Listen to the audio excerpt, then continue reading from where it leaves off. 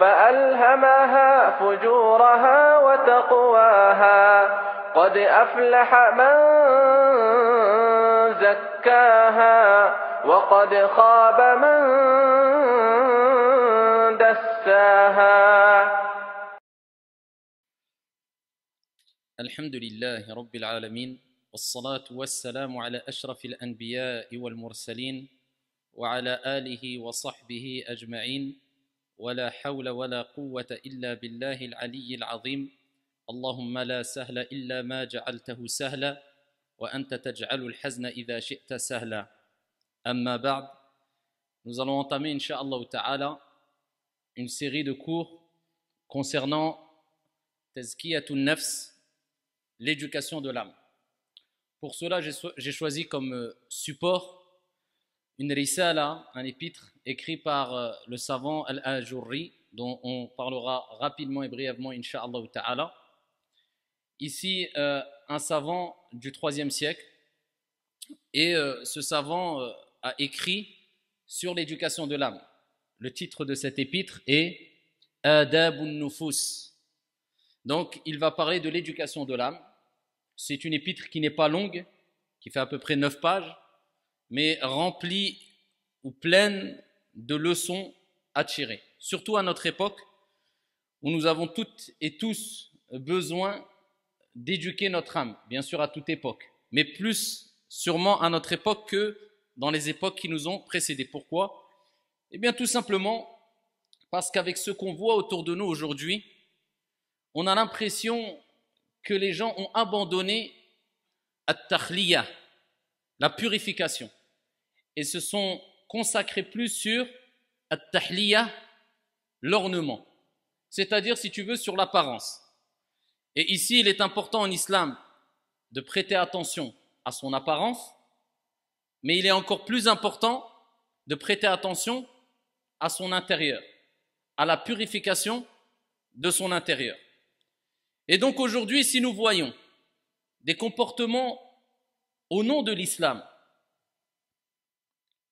ici qui nous étonnent, des comportements au nom de l'islam qui quelquefois font fuir, des effets de mode, on a l'impression que l'islam est basé particulièrement et simplement sur une apparence. Si aujourd'hui on voit des gens qui se préoccupent plus des gens et de l'âme de leurs frères ou de leurs sœurs, plus que de leur âme, eh bien on comprend qu'aujourd'hui, beaucoup de personnes ont abandonné la purification de l'âme. Et c'est pour ça qu'Ibn al-Qayyim, rahmatullahi alayh, a dit une parole, « Man arafa nafsah, ishtaghala bi islahiha an uyubin nas » Celui qui connaît vraiment son âme, eh bien va se préoccuper de la réforme de son propre âme avant de s'occuper, ou plutôt que de s'occuper, eh bien, des gens. Et c'est ce qui se passe aujourd'hui malheureusement, c'est-à-dire le mal que j'ai cité précédemment. On a tendance à plus s'occuper des gens que de notre propre âme, tout simplement parce qu'on n'a pas pris conscience que notre âme peut nous jouer des tours et que c'est une amana, c'est un dépôt, et que c'est une responsabilité qu'on a vis-à-vis de cette âme. C'est-à-dire, on a une part de responsabilité quant au devenir de cette âme-là. Et au jour de la résurrection, on sera interrogé sur cette âme-là, qui nous accompagne depuis le jour où on est sorti du ventre de notre mère, et continuera à nous accompagner jusque notre mort, et continuera à nous accompagner après notre mort. Et l'âme se plaindra, il y a un type d'âme qui se plaindra auprès d'Allah Azza wa Jal au jour de la résurrection, le jour où les regrets ne profiteront en rien du tout. Il y aura une âme qui sera apaisée et qui rejoindra son Seigneur Tabaraka wa Ta'ala. Et il y aura une âme, eh bien, qui ne se dirigera pas vers son Seigneur, mais malheureusement vers la colère de son Seigneur Tabaraka wa Ta'ala. Et on verra les 3 degrés d'âme qu'il y a. Et tout en sachant que l'être humain peut passer d'un degré à un autre degré en l'espace d'1 heure, en l'espace de 10 minutes, en l'espace de 30 minutes, et cela tout au long de sa vie. C'est-à-dire que tu peux passer du meilleur degré au plus mauvais des degrés et des plus mauvais des degrés au meilleur des degrés en l'espace de 10 minutes. Tout dépend de l'emprise que tu vas avoir sur ton âme. Et cela tout au long de ta vie. Donc quelque part, tu dois dresser ton âme de jour comme de nuit, c'est-à-dire ne pas lâcher les rênes. Et vous allez voir que l'imam al-Ajurri, à la fin de sa risala, il donne une métaphore quand il parle de l'éducation de l'âme. Et il rappelle que l'éducation de l'âme, c'est comme l'éducation d'un cheval. Et on verra ici cette métaphore, incha'Allah tabaraka wa ta'ala. Alors quand on parle d'éducation de l'âme, c'est-à-dire la purification de notre intérieur, la purification de notre âme, la purification de notre cœur, car le cœur et l'âme se rejoignent, comme on le verra incha'Allah ta'ala, cela ne veut pas dire qu'on doit purifier notre âme et se débarrasser de tout ce qui va attirer notre âme comme désir et plaisir. Ça, c'est une erreur. De penser qu'à partir du moment où nous sommes attirés par un désir quelconque, ou un plaisir quelconque, ou une passion quelconque, eh bien, nous avons suivi une âme instigatrice au mal, nous sommes dans l'égarement. C'est faux. Voilà pourquoi l'imam al-Ghazali, rahimahullah ta'ala, a dit une très belle parole. Et il dit, l'objectif de la purification de l'âme n'est nullement de rechercher ou de chercher à effacer ces composantes de la nature humaine. Ce n'est pas ça. Donc ça ne veut pas dire qu'il faut mettre recette complètement ici dans ton âme et jusqu'à un point où tu n'as plus d'attirance concernant les désirs d'ici-bas. Allah Jalla wa Ala a créé l'être humain avec une attirance ici vis-à-vis des désirs et des passions. Et il dit, mais c'est plutôt de les ramener ou la ramener à l'équilibre afin d'éviter l'excès. Donc ça veut dire que dans tous les cas, que tu le veuilles ou non, tu seras attiré par des choses désirables, par des choses par des passions, par des choses qui seront belles, par des choses qui vont t'apporter, faire ressentir un certain plaisir tout au long de ta vie. Donc est-ce qu'il t'est demandé, eh bien, d'éduquer ton âme à tel point qu'elle n'a plus aucune attirance ici face à ces désirs-là ou ces passions? Faux. Et si tu le fais, tu tomberas dans un excès. Et certaines personnes, au nom de l'éducation de l'âme, et au nom de az-zuhd, l'ascétisme, et au nom du délaissement des plaisirs de la vie d'ici-bas, et au nom de l'islam, eh bien, ils se sont renfermés sur eux-mêmes, ils se sont coupés du monde, afin de ne plus avoir contact avec un quelconque désir.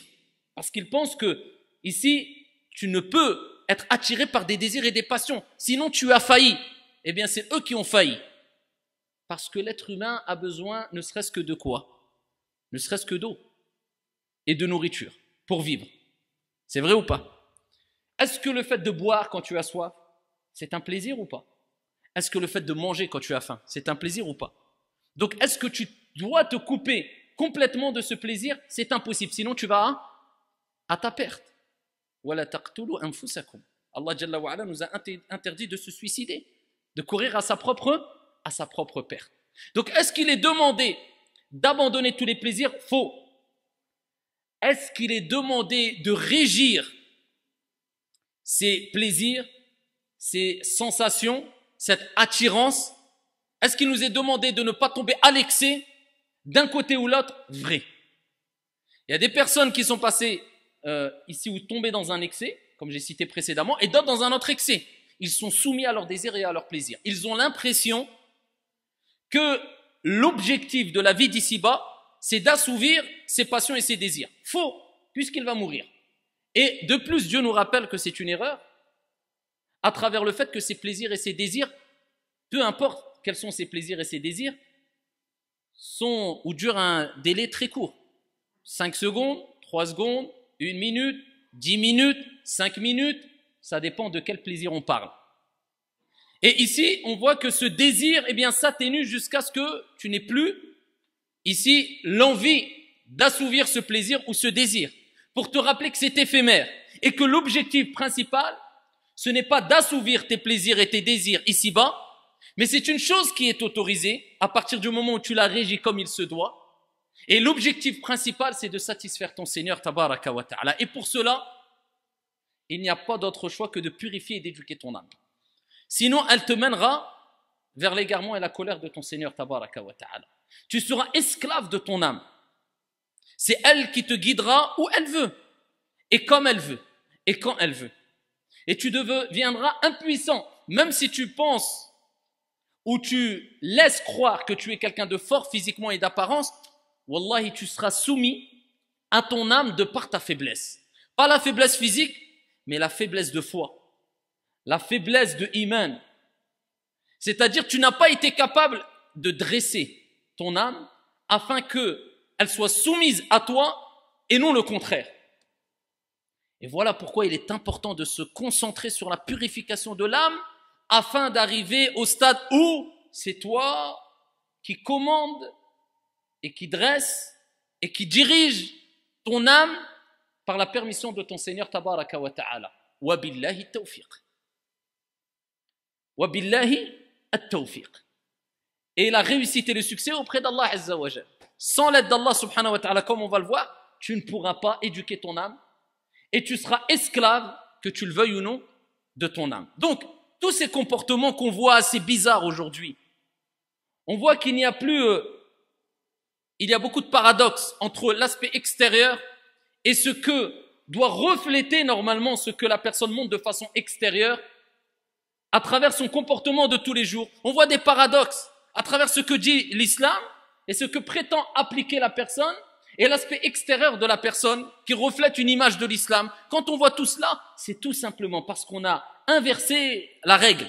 Au lieu de purifier son intérieur avant d'orner l'extérieur, eh bien on a orné l'extérieur et on ne sait même pas, je ne dis pas ensuite on a, certaines personnes ne savent même pas c'est quoi purifier l'intérieur. Alors n'attends pas de cette personne qu'elle te dise oui, après ou au moment présent, je purifie mon intérieur. Peut-être que si tu lui parles de ce sujet-là, tazkiyatun nafs, il va te traiter d'un soufi égaré, d'une secte ou je ne sais quoi. Et wallahi, je pense que si on voyait comment les grands imams qui ont marqué l'histoire, et les grands savants qui ont marqué l'histoire, et les grands pieux qui ont marqué l'histoire, et qui sont reconnus par les musulmans du monde entier comme étant des grandes personnalités, des grands savants, si je pense, on les voyait avec nos yeux aujourd'hui, comment ils vivaient à leur époque, eh bien ces mêmes personnes-là, qui ont tendance à traiter tout le monde d'égaré quand ils parlent de la purification de l'âme, eh bien, je dirais de ces personnes-là, ce n'est même pas c'est pire que des soufis. Je ne suis pas en train de dire que toutes les catégories de soufis sont égarées. Hein. Et c'est pas parce qu'on parle de tasawwuf, du soufisme, que c'est un égarement automatiquement. Comme dans même dans la religion, il y a plusieurs groupes. Dans le soufisme, il y a plusieurs groupes. Et Ibn al-Qayyim, rahmatullahi alayhi, on a parlé du soufisme. Ibn Taymiyyah, on a parlé du soufisme, de at-tasawwuf. Et c'est ce qui manque aujourd'hui. Je ne parle pas des égarements qu'il peut y avoir chez certains groupes, mais je parle de ce côté spirituel, purification du cœur et de l'âme. Et comme disait un professeur en religion, il disait, si les musulmans d'aujourd'hui,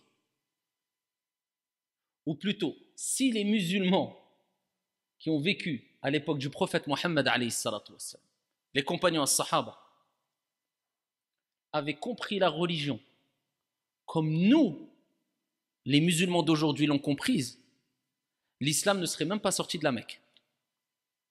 De la Mecque, simplement.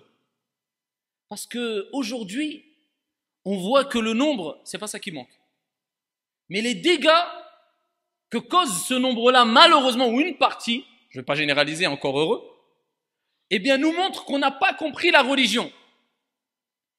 Ou du moins, on n'a pas compris un point essentiel de la religion. Et c'est surtout la purification de l'âme.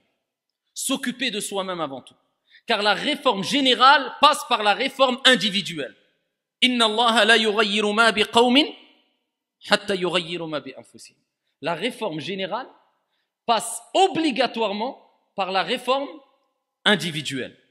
Donc on ne peut pas rejeter tous les désirs, car sinon plus de plaisir, plus de mariage, plus de rapport avec nos épouses, plus de nourriture, plus de joie lors de naissance, plus de Et est-ce que cela s'est demandé en islam? Non. Le prophète alayhi salatu wassalam a pris du plaisir. Le prophète aimait des choses. Les compagnons étaient attirés. Allah tabaraka wa ta'ala nous dit dans le Saint-Coran: Zuyyina linnasi hubbu shahawati min an-nisa wal banin wal qanatir wal qanatir al-ayat. On a embelli aux gens le plaisir. Linnas hubbu, l'amour, shahawat, des plaisirs, des passions. Et Dieu, Allah tabaraka wa ta'ala, cite plusieurs choses qui ont été ici apportées ou qui ont été données, octroyées par Dieu et qui attirent l'être humain. Et entre autres, la femme, l'homme est attiré par la femme est attirée par l'homme. Hubbu shahawat min an-nisa wal banin, les enfants, wal qanatir, ici, et tout ce qui concerne min al-dhahabi wal fidda, tout ce qui concerne l'or, l'argent. À l'époque, c'était les bêtes, les montures. Aujourd'hui, on pourrait dire les voitures, etc. Donc Allah Azza wa Jalla, il dit, il nous rappelle que c'est Dieu qui a voulu cela, qu'on soit attiré par ces choses-là. Est-ce que cela, ici, nous rappelle que ce n'est pas interdit? Oui. Par contre, jusqu'à quel point ou à quel point tu vas être attiré ici par ces choses-là? Comment tu vas gérer ici ce sentiment, ces plaisirs, ces passions, ces désirs? C'est ce qui nous est demandé, tout simplement.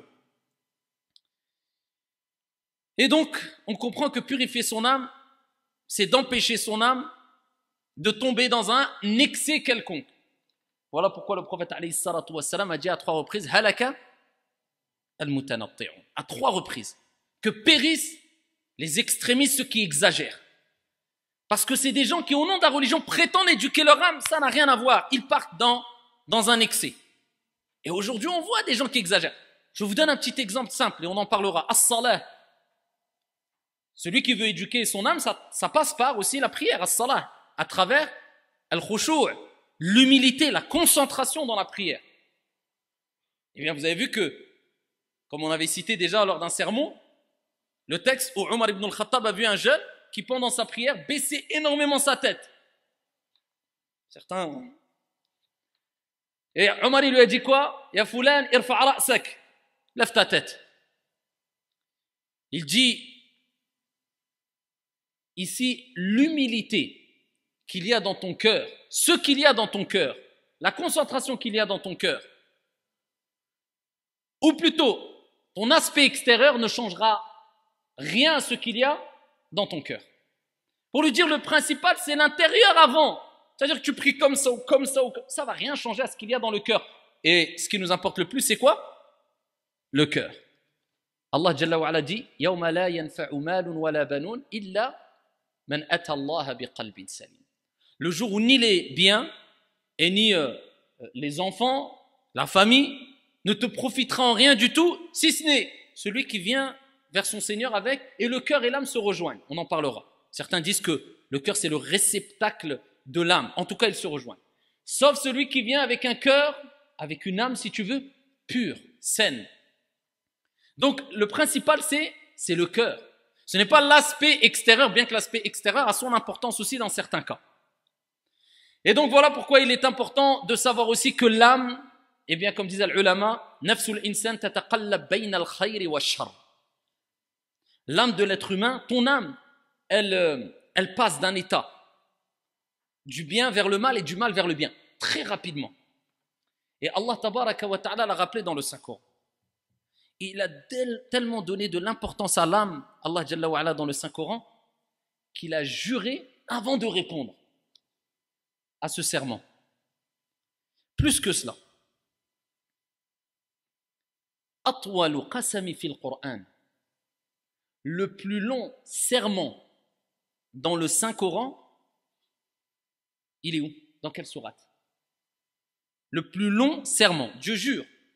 Et Dieu jure que par ce qu'il y a de grand et d'important.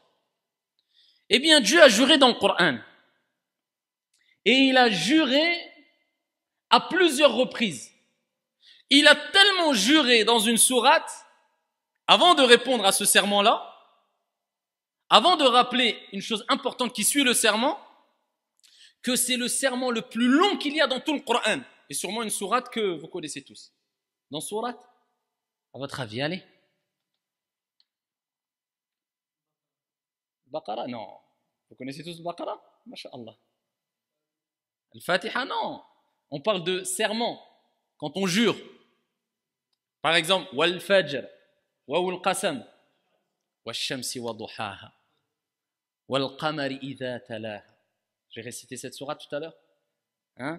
Wal nahari idha jallaha, wal layli idha yaghshaha, was samai wa ma banaha, wal ardi wa ma tahaha, wa nafsin wa ma sawaha, fa alhamaha fujuraha wa taqwaha.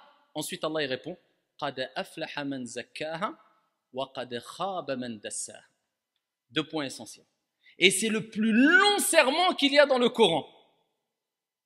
Et quand toi tu jures à une reprise, est-ce que ça a le même impact et tu veux montrer la même importance que quand tu jures à 2 reprises, à 4 reprises, à 5 reprises, à 7 reprises? Ce n'est pas pareil.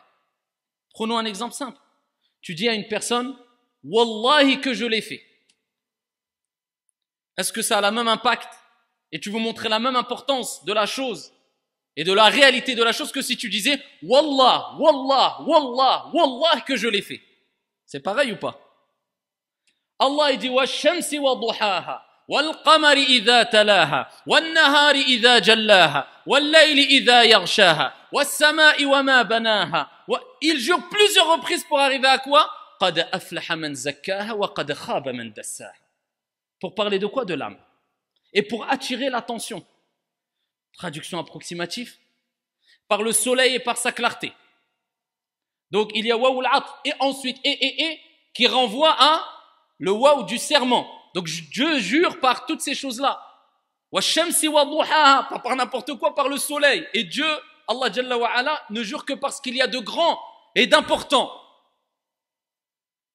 Et nous, en islam, on ne peut jurer sur, bien que ça soit important à nos yeux, notre mère, notre père, mais on ne doit jurer que par Allah.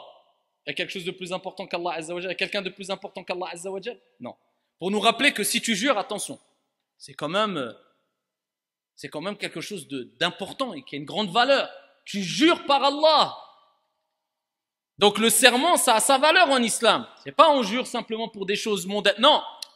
Eh bien, Allah tabaraka wa ta'ala dit par le soleil et sa clarté. Wa shamsi wa duhaha. Wal qamari idha talaha. Et par la lune quand elle le suit. Et par le jour quand il éclaircit. Quand il éclaire.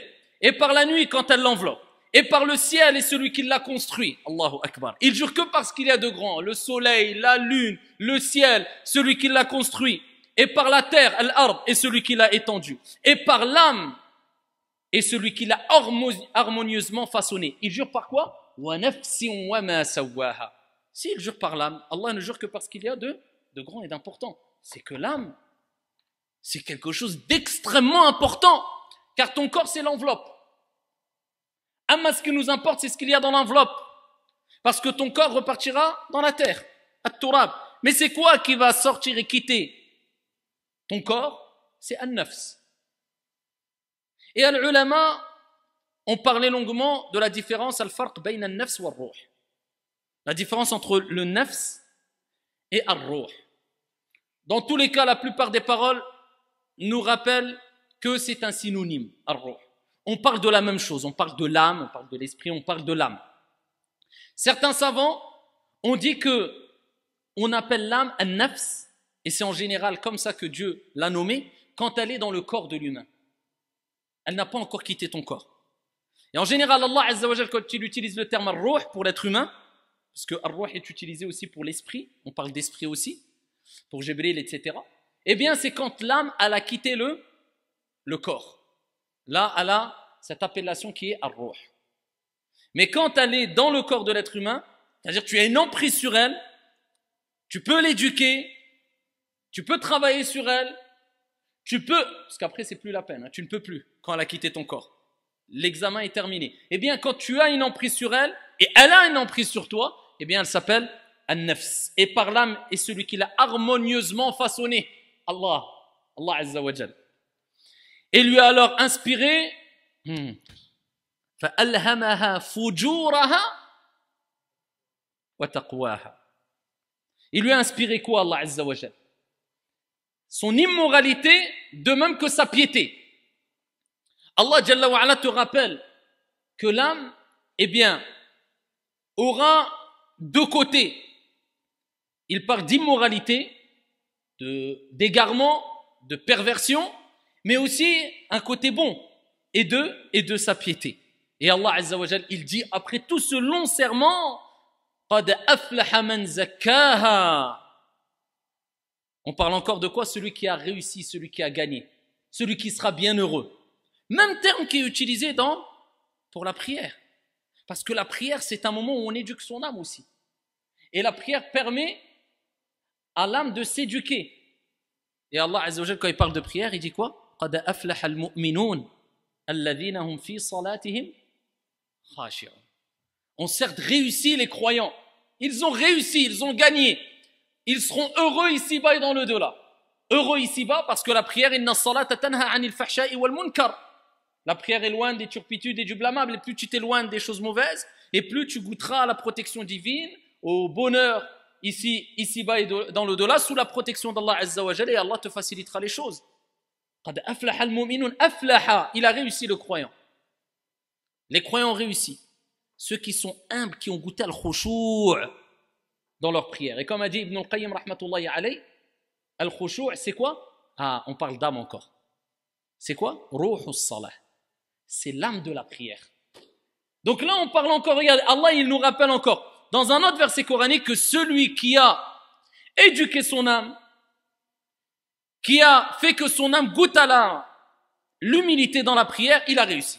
Et là, Azza wa Jalla nous dit encore, Qad aflaha, il a réussi. Man zakkaha. Donc quand Allah il parle de ceux qui ont réussi, ceux qui ont gagné, ceux qui seront bien heureux, il parle toujours de ceux qui ont quoi? Réussi à purifier leur intérieur. C'est pas l'extérieur. Et où vous avez vu un texte du Coran ou de la Sunna qui dit a réussi celui qui a laissé pousser la barbe. Je ne dis pas que la barbe ça ne fait pas partie de l'islam, loin de là. Je ne dis pas, mais est-ce que Dieu a donné tellement d'importance à l'aspect extérieur qu'il a utilisé les mêmes termes qu'il a utilisés pour celui qui a réussi à purifier son intérieur? Non. Qad aflaha man zakkaha. Quoi, son intérieur? Tu vois l'âme ou pas? Qui voit l'âme? On ne voit pas. Mais celui qui l'a purifié, Allah il dit ça. Il a gagné. Il a réussi. Wa qad khaba man dassaha. Et Allah Azza wa Jalla dit, ici certes, il est perdu, et perdu celui qui l'a corrompu. Parce que c'est toi qui l'as corrompu, parce que toi tu as une emprise sur elle. Donc toi tu es responsable de ton âme. Donc ici, tu ne dois pas accuser ton Seigneur tabaraka wa ta'ala, mais tu dois accuser ta propre personne. C'est-à-dire tu as une influence sur ton âme. Si elle est corrompue, c'est de ta faute. Et si ton âme, eh bien, a réussi à être purifiée, c'est toi la cause aussi.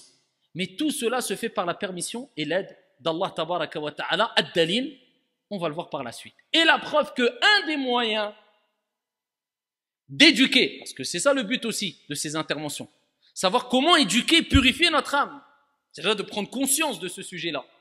Eh bien, parmi les moyens, on verra c'est quoi? De demander à Allah directement, car la meilleure des créatures, l'homme au cœur le plus saint et à l'âme la plus pure, eh bien, nous a enseigné une invocation qui lui-même la disait afin qu'Allah Azza wa Jalla purifie son âme. Et cette invocation, c'est la moindre des choses que celles et ceux qui veulent purifier leur âme la connaissent. Qui la connaît? Personne ne connaît une invocation pour purifier son âme? Aucune. Hein? Là, c'est plus général. Je parle de l'âme directement. Où l'âme est citée. On va le voir, Inch'Allah, par la suite. Donc déjà, il y a un problème quelque part. Vous êtes vraiment interrogé à ce que vous avez compris ce sujet? On va le voir, Inch'Allah. Donc Allah tabaraka wa ta'ala a juré par cette âme-là. Et Allah tabaraka wa ta'ala, dans cette sourate, il a fait devant, c'est quoi? Al-Fujur. فَأَلْهَمَهَا فُجُورَهَا وَتَقْوَاهَا. C'est-à-dire, il lui a inspiré son immoralité, de même que ça, sa piété. Pour te rappeler que, deux choses. Qu'à la base, l'âme, elle a un penchant vers l'égarement. C'est ça la base. À la base, l'âme, comme on le voit dans beaucoup de textes, eh bien, à la base, elle va avoir un penchant. C'est à toi. Si tu te laisses aller, si tu la laisses, elle part, l'âme. Si elle avait un penchant vers la piété, à la base, c'est-à-dire qu'elle était attirée automatiquement par les choses pieuses et elle s'écartait facilement des choses mauvaises, l'histoire serait réglée. Laisse-toi aller, fais pas d'effort. Laisse-la, l'âme, elle part. De toute façon, elle est attirée comme un aimant vers les choses bonnes. C'est le cas ou pas? L'âme, à la base, elle est attirée par quoi? Par les désirs, les passions, même excessives. C'est à toi maintenant de la retenir, de la contrôler. Tu comprends? Donc, si toi, tu baisses la garde, si toi, tu n'es pas sur tes gardes, si toi, tu te laisses aller, si toi, tu commences à être insouciant, comme on dit dans Darija, Deklma, ça y est, t'es emporté. Voilà pourquoi, dans beaucoup de textes prophétiques, surtout, eh bien, on a ces recommandations. Pourquoi? On a des recommandations afin de faire le dhikr, le rappel d'Allah Azza wa Jal. Le matin, le soir, évoquer Allah, invoquer Allah, après les prières, avant les prières. Pourquoi tout cela? Parce que Allah te rappelle, si tu ne vis pas avec ce dhikr, eh bien ton âme va se faire avoir. Et voilà pourquoi les gens qui s'éloignent du rappel de Dieu, celui qui s'éloigne du rappel de Dieu, c'est-à-dire il passe une journée, 2 journées, 3, ne serait-ce que 3, 4 journées, sans avoir fait de rappel du soir et du matin. Peut-être même certains ne font même pas de prière, ou on va dire ils prient sans prier. Comme il a dit l'imam Ahmad rahmatullahi alayhi, viendra une époque ici où les gens prieront wa hum la yusallun. Yusallun wa hum la yusallun. Ils prient mais ils ne prient pas. Et l'imam Ahmad a dit, et je crains qu'on vive cette époque. Qu'est-ce qu'aurait dit l'imam Ahmad s'il nous aurait vu aujourd'hui? Il dit, je crains qu'on vive cette époque, à son époque. Eh bien ici, si toi tu laisses ton âme comme ça, sans éducation, 3-4 jours, tu vois les gens, ils ont du mal à revenir après. Alors regarde les gens qui sont dans un état où pendant 1 an, 2 ans, ils se sont éloignés, vraiment du rappel de Dieu, etc. Quand tu lui parles, il a vraiment du mal. Pourquoi? Son âme est tellement partie loin qu'avant qu'il la rattrape et avant qu'il puisse la dresser, il va falloir faire beaucoup d'efforts. Éduquer un cheval qui depuis son plus jeune âge, eh bien ici a été dressé, et toi tu arrives et tu veux continuer à le dresser, c'est beaucoup plus facile que si on t'amène un cheval sauvage et qui a déjà passé je ne sais quel âge et on te dit vas-y monte dessus ou dresse-le. C'est pareil ou pas? Ça demande beaucoup plus d'efforts. Donc plus tu baisses la garde et plus tu es dans l'insouciance et plus ton âme s'égare. Voilà pourquoi tous les jours il faut rester constamment dans l'éducation de l'âme à travers, entre autres, le rappel de Dieu, la prière, les exhortations, etc. Rester baigné dans cette ambiance-là. Sinon ton âme elle part. Très rapidement, elle part rapidement. Et Allah tabaraka wa ta'ala a commencé fa'alhamaha fujuraha wa taqwa. Il commence par, il dit l'âme, elle a ce côté immoral et ce côté de quoi? De piété. L'âme pieuse, l'âme bonne. Pourquoi il commence par l'immoralité? Parce qu'on a dit premièrement, l'âme à la base, elle est plus attirée vers les choses immorales. Et Allah Azza wa Jal te rappelle ce qu'on a dit précédemment, ce n'était pas pour rien. At-takhliya qabla at-tahliya. Si tu veux arriver au 2e stade, l'âme de la piété, eh bien sache que tu dois d'abord purifier ton âme de l'immoralité. Ensuite et seulement ensuite, tu pourras atteindre ce degré de quoi? La piété du cœur et la piété de l'âme. Et c'est pour ça le prophète il parle souvent de cela, et Allah Azza wa Jalla aussi, فَإِنَّهَا مِن تَقْوَى الْقُلُوبِ. Ça fait partie de la piété des cœurs. C'est-à-dire, c'est une preuve que le cœur est bon, que l'âme est bonne. L'âme a été éduquée. Elle craint son Seigneur. Elle s'éloigne des choses mauvaises. Et elle va vers les choses bonnes. فَإِنَّهَا مِن تَقْوَى الْقُلُوبِ.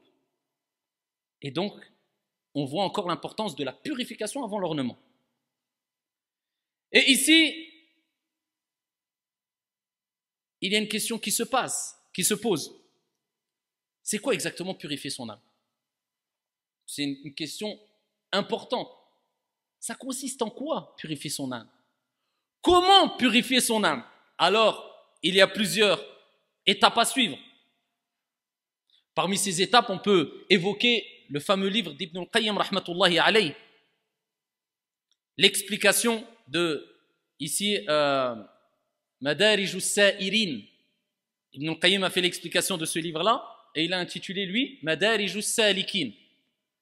Et il a rappelé les étapes, les demeures spirituelles qui te mèneront tout au long, al-manazil, tout au long de ta vie vers ton Seigneur Allah tabaraka wa ta'ala.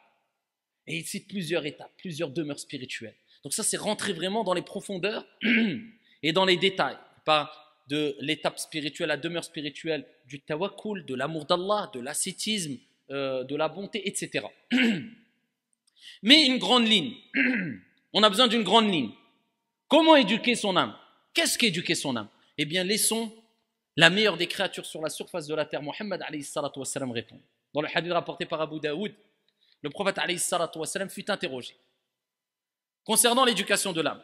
Et il dit, trois, man fa'alahunna faqad ta'ima ta'ma al-iman. Trois choses, celui qui les pratique aura goûté à la saveur de la foi. Parce que vous savez que la foi, elle a un goût, elle a une saveur. Quelquefois, tu ressens à la foi, tu te sens bien. Ça arrive quelquefois rapidement, ça redescend rapidement. Mais pour maintenir cela, il faut vraiment faire des efforts. Tout travail mérite salaire. Eh bien, le prophète alayhi salam nous dit trois choses, celui qui les pratique aura goûté à la saveur de la foi.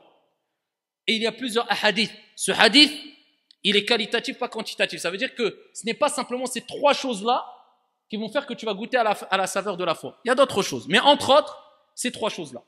Je résume le texte. Il dit alayhi salatu wassalam, man abada Allah wahda, celui qui adore Dieu, seul, l'unique. Et il sait qu'il n'y a aucune divinité qui ne mérite d'être adorée sauf Allah. At-tawhid, première des choses. Deuxième des choses, c'est celui qui va donner az-zakah. Subhanallah. Az-zakah, c'est une cause qui va faire que tu vas goûter à la douceur de la foi, à la saveur de la foi. Az-zakah, na'am. Parce que az-zakah est appelé az-zakah parce que c'est quoi? Une purification. Une purification que de l'argent, faux. C'est une purification de l'argent et de toi, de tes péchés aussi, et de ton âme aussi. C'est une purification de ton âme, parce que tu éduques ton âme à travers zakah ou pas? Tu la dresses. Ton âme, elle est attirée par les choses bonnes. Et parmi les choses bonnes, il y a quoi? Il y a les choses que tout le monde aime. C'est l'argent. Qui n'aime pas l'argent? Il lève la main. Tout le monde aime l'argent. Maintenant, quel est le degré d'amour que tu as vis-à-vis de l'argent? Ça, c'est autre chose. Donc ici, l'âme va être attirée vers cet argent et toi tu l'éduques. Tu dois donner zakat. Donc c'est une purification de ton argent et de ton âme. Crois pas que zakat c'est que l'argent. C'est une purification de ton argent et de ton âme. Donc ça c'est une chose aussi qui va faire que quoi? Tu vas goûter à la douceur de la foi. Mais pour sortir zakat, il faut savoir comment sortir zakat. Et pour savoir comment sortir zakat, il faut quoi? Al-ilm, la science, apprendre. Donc la science, c'est une purification de l'âme. Et la purification de l'âme passe par aussi la science, al-ilm. Sinon, tu ne pourras pas purifier ton âme comme il se doit. D'accord? Et il dit la troisième chose, et c'est ce qui nous importe. Il dit, alayhi salatu wassalam, wa zakka nafsahu. Et c'est celui qui purifie son âme. Et là, il y a un homme qui a été interpellé par cela, un compagnon. Et il dit, ya Rasulallah, ça consiste à quoi le fait que l'homme purifie son âme? Et là le prophète alayhi salatu wassalam nous a dit c'est quoi la purification de l'âme et comment tu vas réussir à purifier ton âme tous les jours, hein? Il dit ya'lamu anna Allah ma'ahu haythu ma kan. Il sait pertinemment que Dieu est avec lui où qu'il soit. C'est quand il va ressentir la présence divine qu'Allah le voit, qu'Allah l'entend, qu'Allah le teste, qu'Allah le surveille. Où qu'il soit, à n'importe quel moment, Allah te voit. Là, à ce moment-là, tu vas vraiment purifier ton âme. Tant que tu n'as pas atteint ce niveau-là, de ressentir que Dieu te voit, tu ne pourras pas purifier ton âme. Et voilà ici pourquoi le prophète alayhi salatu wassalam, quand il fut interrogé sur al-ihsan, le degré le plus haut, al-islam, al-iman, al-ihsan. Il dit c'est d'adorer Allah Azza wa Jal ka'annaka tarah, comme si tu le voyais. Mais si tu ne le vois pas, sache que lui il te voit. Ça c'est tu vas purifier ton âme comme il se doit. Donc il faut ressentir cette présence divine. Donc on a compris comment purifier son âme. Mais comment atteindre ce degré-là? eh bien, c'est un travail de tous les jours, jusque ta mort. C'est travailler ta foi, c'est connaître ton Seigneur, tabaraka wa ta'ala, reconnaître la grandeur de ton Seigneur, tabaraka wa ta'ala, faire des efforts. Et plus tu fais des efforts, et plus Allah te facilite. Le prophète alayhi salatu wa salam a dit dans un hadith qudsi, traduction du sens, ô mon serviteur, si tu marches vers moi, je courrai vers toi. Le prophète alayhi salatu wa salam nous rappelle qu'Allah jalla wa ala rappelle à son serviteur que si le serviteur fait le premier pas. Donc ceux qui disent, tu lui dis fais un effort, Wallahi dini, qu'Allah me guide, amin. Lakin, si tu veux que Dieu vienne te facilite, vienne vers toi, c'est une métaphore, eh bien, il faut que d'abord toi, tu fasses les causes. Après, dis Allah dini. Allah guide-moi, mais quand tu as fait un effort, est-ce que Dieu va t'abandonner? Impossible. Mais il t'est demandé d'abord de faire l'effort. Oh Allah, Ghalib, je suis comme ça. Moi, je suis comme ça, c'est mon défaut. Eh bien, tu resteras comme ça. Tant que toi, tu ne marches pas vers Dieu, eh bien, Dieu ne viendra pas vers toi. Il veut d'abord que tu fasses un effort, bien que sa miséricorde dépasse sa colère, bien que même si Dieu sait que tu auras d'énormes manquements, mais il te dit, fais un effort. Même si minime soit-il, mais fais un petit effort. Taharrak, bouge un peu quand même. Et ça, c'est quelque chose d'essentiel à comprendre. Et on va voir, bi'idhnillahi tabaraka wa ta'ala, comment, eh bien, atteindre ce niveau-là, incha'Allah ta'ala. On va commencer, incha'Allah ta'ala, la risala de l'imam al-Ajurri, rahimahullah ta'ala, et le frère va lire, incha'Allah ta'ala, et on va expliquer au fur et à mesure. Alhamdulillahi rabbil alamin, wassalatu wassalamu ala ashrafil anbiya'i wal mursalin, amma ba'd. ذكر الحذر من النفس. قال أبو بكر محمد بن الحسين الآجري: الحمد لله الذي بنعمته تتم الصالحات. Là, on cite l'auteur. Et avant que l'auteur lui-même loue Allah tabaraka wa ta'ala, eh bien, il est rappelé que c'est l'imam al-Ajurri. Et c'est comme ça que procédaient les savants. Quand eux-mêmes, eh bien, écrivaient un épître ou un livre, ils citaient leur nom. Preuve de modestie. D'accord? Tel imam a dit, mais il parle de lui. D'accord? Et on retrouve souvent ça dans les épîtres, les livres qu'écrivent les auteurs eux-mêmes. Al-Ajurri, c'est un savant qui est mort à l'an 320 de l'Hégire. Et il est mort à la Mecque après avoir enseigné la religion pendant 30 ans. Donc 320 de l'Hégire, on voit qu'il faisait partie des siècles qui nous ont précédés il y a très longtemps. 320 de l'Hégire. Donc on voit que c'était une personne qui était dans ses meilleurs siècles, ses meilleurs moments où les plus grands des hommes ont marqué l'histoire. Naam. Walhamdulillahi ala kulli hal, wa sallallahu ala Muhammadin nabiyyi wa ala alihi ajma'in, wa billahi asta'in. Naam. Ici, le shir, comme la plupart des savants, eh bien, commencent leur épître, leur livre, ils louent Allah subhanahu wa ta'ala. Alhamdulillah. Et cela dépend. Certains vont commencer par Bismillah, certains par l'isti'adha, certains par Alhamdulillah. Et tout cela est bon et tout cela est une source de bénédiction dans ce qui va suivre. De plus, le fait de commencer toute chose importante par le nom d'Allah tabaraka wa ta'ala est un rappel pour toi-même que ce que tu as fait, ce que tu as entrepris, ce que tu as écrit, cela a été accompli par la permission d'Allah Azza wa Jal. Et cela ne vient pas de toi exclusivement, mais tout vient d'Allah Azza wa Jal, et tout le bien qui va suivre est par la permission d'Allah Tabaraka wa Ta'ala. Et cela te pousse à quoi? At-tawadu', la modestie. Moi je suis simplement quelque part, une métaphore, un outil. Dieu m'a utilisé dans le bien. Alhamdulillah. Et Alhamdulillah, comme a dit Ibn Abbas, c'est kalimatu kulli shakir. C'est la parole de toute personne reconnaissante. Donc tu dois être reconnaissant avant tout envers qui? Envers Allah tabaraka wa ta'ala. Et toutes les louanges appartiennent à Allah jalla wa ala. Et il y a un hadith qui a certes été jugé faible par certains savants, mais jugé bon par d'autres savants et jugé authentique par d'autres savants, il faut le rappeler. C'est le fameux hadith rapporté par l'imam Ahmad et jugé bon par Ibn Hajar. Il est important de rappeler qui a jugé bon les hadiths. Et ça ne veut pas dire qu'un savant a jugé faible un hadith, qu'il est faible. Ibn Hajar, rahimahullah ta'ala, a jugé bon le hadith. Et l'imam al-Nawawi, rahimahullah ta'ala, a jugé bon le hadith, rapporté par l'imam Ahmad où le prophète alayhi salatu wassalam a dit Kullu kalam ou amr ذي بال لا يفتح بذكر الله عز وجل فهو أبتر أو قال فهو أقطع.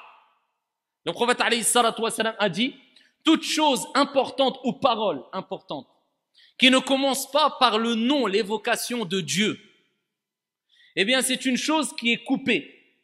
C'est-à-dire qu'il y a un manquement. C'est-à-dire qu'il y a une déficience dans ce qu'on va entreprendre aussi. Il y aura quelque part une déficience dans ce qu'on va entreprendre. Il manque quelque chose. Eh bien, ici, l'œuvre, elle est quelque part incomplète. Même l'œuvre qui va être accomplie. Parce qu'on n'a pas commencé par le nom de Dieu. Eh bien, même si on considère qu'il est faible, eh bien, du point de vue du sens, il est très bon. Et d'autant plus que beaucoup de savants l'ont considéré comme bon. Tout simplement parce que le fait de mentionner le nom de Dieu, c'est une cause de la bénédiction dans ce qui va suivre. Voilà pourquoi, avant de manger, on dit quoi? Bismillah. Le prophète alayhi salatu wassalam évoquait son Seigneur comme a dit Aïcha dans toute situation. Toute situation. Il est bon d'évoquer Allah quand tu te lèves. Il est bon d'évoquer Allah quand tu t'assois. Il est bon d'évoquer Allah quand tu bois. Il est bon d'évoquer Allah quand tu manges. Il est bon d'évoquer Allah dans toute chose, dans tout ce que tu vas entreprendre, même lors des rapports avant le rapport avec ton épouse. Il est bon d'évoquer Allah quand tu rentres chez toi. C'est une des causes que Shayatin quitte ta maison. Il est bon d'évoquer Allah quand tu sors. Bismillah tawakkalna. Bismillah kharajna wa ala rabbina tawakkalna. Ici, Bismillah tawakkaltu ala Allah wa la hawla wa la quwwata illa billah. Quand tu rentres chez toi, Bismillah wa lajna wa Bismillah kharajna wa ala rabbina tawakkalna. Dans toute chose, il est bon d'évoquer Allah. Comment ne pas évoquer Allah tabaraka wa ta'ala alors que tu vas parler de la science de Dieu, la science divine. Tu vas enseigner la parole d'Allah tabaraka wa ta'ala. Donc si tu veux que ce que tu vas entreprendre et ce que tu vas dire soit accompagné de bénédictions, commence toujours par évoquer le nom d'Allah. Peu importe, soit Bismillah, soit Alhamdulillah, mais évoque le nom d'Allah Azza wa Jalla. Et quelquefois, le prophète alayhi salatu wa salam commençait par Alhamdulillah. Simplement en disant Alhamdulillah, kafa. Cela suffit, insha'Allah ta'ala. Naam. أما بعد وفقنا الله وإياكم للرشاد من القول والعمل وأعاذنا وإياكم من شرور أنفسنا ومن سيئات أعمالنا إنه سميع قريب. Naam. Ici le shir, je ne vais pas traduire mot par mot, mais le sens à chaque fois. Ici le shir, continue après les louanges. Il continue avec quoi? Avec وفقنا الله وإياكم للرشاد من القول والعمل وأعاذنا وإياكم من شرور أنفسنا ومن سيئات أعمالنا إنه سميع قريب. C'est quoi ça? Qu'est-ce que c'est? C'est des invocations, ad-du'a. C'est des invocations. Donc le cheikh a commencé par la louange. Après la louange, il a prié sur le prophète alayhi salatu wassalam. Et ensuite, il a fait quoi? Ad-du'a. Ce n'est pas pour rien. Ce qui fait partie de adab ou du'a, les bienséances de l'invocation, c'est quoi? On loue Allah. Naam, al-thana. Ensuite, on prie sur le prophète alayhi salatu wassalam. Et ensuite, on reconnaît notre déficience. Il est important de ربنا ظلمنا أنفسنا وإن لم تغفر لنا وترحمنا لنكونن من الظالمين لا إله إلا أنت سبحانك إني كنت من الظالمين. Toutes ces invocations-là, cette reconnaissance de faiblesse est une des causes de l'acceptation de dua. Le prophète alayhi salatu wa salam a dit toute personne qui dit La ilaha illa ant subhanak inni kuntu min al-zalimin, ce qu'il demandera après sera accepté.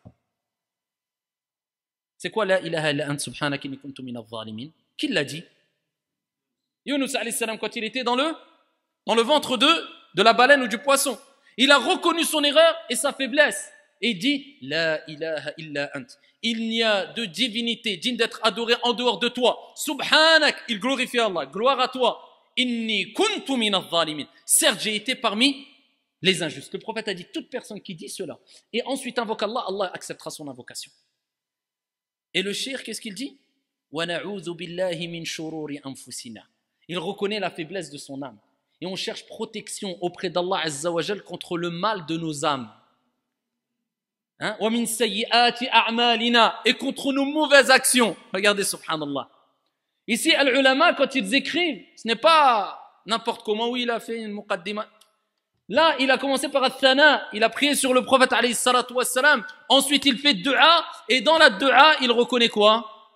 Il reconnaît la déficience, les faiblesses de sa propre âme et les mauvaises conséquences que peuvent apporter ces mauvaises actions. Et le prophète Ali afdalus salati wa azka taslim nous a rappelé aussi dans un hadith authentique, chaque invocation est voilée jusqu'à ce que soit faite la prière sur le prophète Mohammed alayhi salatu wassalam. Et dans d'autres hadiths, le prophète alayhi salatu wassalam nous rappelle que l'invocation sera susceptible d'être acceptée que si on invoque Allah Azza wa Jalla, on fait les louanges d'Allah subhanahu wa ta'ala et on prie sur le prophète alayhi salatu wassalam. Et dans certaines versions, on prie au début de l'invocation et à la fin de l'invocation. Donc, évoquer le prophète alayhi salatu wassalam, prier sur lui, c'est une des causes de l'acceptation des invocations. Reconnaître sa faiblesse, c'est une des causes de l'acceptation de ces invocations. Et louer Allah subhanahu wa ta'ala, c'est une des causes de l'acceptation de l'invocation et de la reconnaissance que tout ce qui nous est donné, eh bien, vient de la part d'Allah tabaraka wa ta'ala. Et tout le bien qu'on peut faire, c'est par la permission d'Allah azza wa jal. Et le cheikh ici, avant cela, il nous a rappelé une chose essentielle, wa billahi asta'in. Il a rappelé que quoi? Al-isti'ana, il cherchait aide, assistance, secours auprès de qui? Auprès d'Allah azza wa jal. Regardez la modestie. Wa billahi asta'in. C'est comme s'il disait, Ya Allah, je te demande de l'aide pour me faciliter l'écriture de cet épître. Wa billahi asta'in. Naam. يعلم أن الله جل ذكره ذكر النفس في غير موضع من كتابه منبه. Ici, le prophète alayhi salatu wassalam nous a enseigné une invocation. Parce que le cheikh est dans dua. Et parmi les invocations qu'il a fait, il aurait pu citer l'invocation. Cela aurait été certes plus complet. Et ça ne veut pas dire que ce qu'il a cité, c'est incomplet, mais ça aurait été plus complet de citer directement ici l'invocation qu'il a citée et l'autre invocation que le prophète alayhi salatu wassalam citait. Parce que ce qu'il a cité, est-ce que le prophète le disait? Non, dans khutbatul haja. Hein? C'est quoi khutbatul haja? C'est le sermon de quoi? De demande. C'est ce qu'on disait, ce qu'on dit en début de sermon en général, quand on fait un sermon, une khutbah, ou bien une maw'idha, une exhortation, ou bien un dars, un cours. Le prophète alayhi salatu wassalam avait pour l'habitude de faire khutbatul haja. Innal hamdalillahi nahmaduhu wa nasta'inuhu wa nastaghfiruhu wa nastahdihi wa na'udhu billahi min shururi anfusina wa min sayyiati a'malina. Le prophète alayhi salatu wassalam commençait par cela. Et on cherche protection auprès de Dieu, refuge auprès d'Allah azza wa jal contre le mal de nos âmes et contre le méfait de nos mauvaises actions.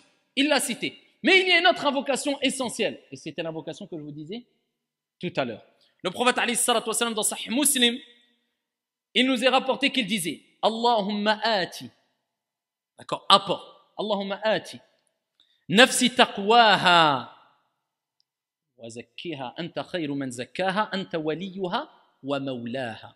Ça c'est une invocation à apprendre. Allahumma ati nafsi taqwaha, ô mon Dieu, donne ati, nafsi à mon âme, taqwaha, sa piété. Vous vous rappelez? Allah Azza wa Jal fa alhamaha fujuraha wa taqwaha. Donc tu demandes à Allah Azza wa Jal cette âme-là, cette âme pieuse. Tu demandes, Ya Allah, accorde à mon âme sa piété. Wa zakkiha, regardez subhanallah, et purifie-la. Anta khayru man zakkaha, tu es le meilleur qui puisse la purifier. Pour nous rappeler que quoi? Tout ce que tu fais pour la purifier, eh bien, ici, ton âme avec cela ne pourra être purifiée que si Allah Azza wa Jalla la purifie, car Allah est le meilleur qui peut la purifier. Anta khayru man zakkaha. Toi, tu es le meilleur qui puisse la purifier. Et ensuite, il termine par Anta waliyuha wa mawlaha. Tu es son maître et son seigneur. On rappelle que l'âme, c'est toi et Allah qui est son maître et son seigneur. C'est toi qui la dirige, c'est toi qui la commande. Voilà pourquoi le prophète alayhi salatu wassalam avait pour habitude de dire par celui qui détient mon âme dans sa main. Parce que Allah Azza wa Jal a inspiré au prophète alayhi salatu wassalam de répéter cela pour se rappeler à lui-même et nous rappeler que l'âme est entre les mains d'Allah Azza wa Jal. Il en fait ce qu'il veut. Donc si Allah Jalla wa Ala est le maître et le seigneur commande l'âme, c'est le plus à même à purifier l'âme. Et donc on le rappelle dans l'invocation. Donc apprenez cette invocation. Allahumma ati nafsi taqwaha wa zakkiha anta khayru man zakkaha anta waliyuha wa mawlaha. Naam, i'lamu. منبه بمعاني كثيرة كلها تدل على الحذر من النفس. أخبرنا مولانا الكريم أنها تميل إلى ما تهواه مما لها فيه من اللذة. نعم. On continuera Inch'Allah ta'ala lors du prochain cours l'explication. Je continuerai à faire l'explication de la risala de l'imam al-Ajurri Inch'Allah ta'ala. Wallahu ta'ala a'la wa a'lamu ahkam wa billahi tawfiq walhamdulillahi rabbil alamin.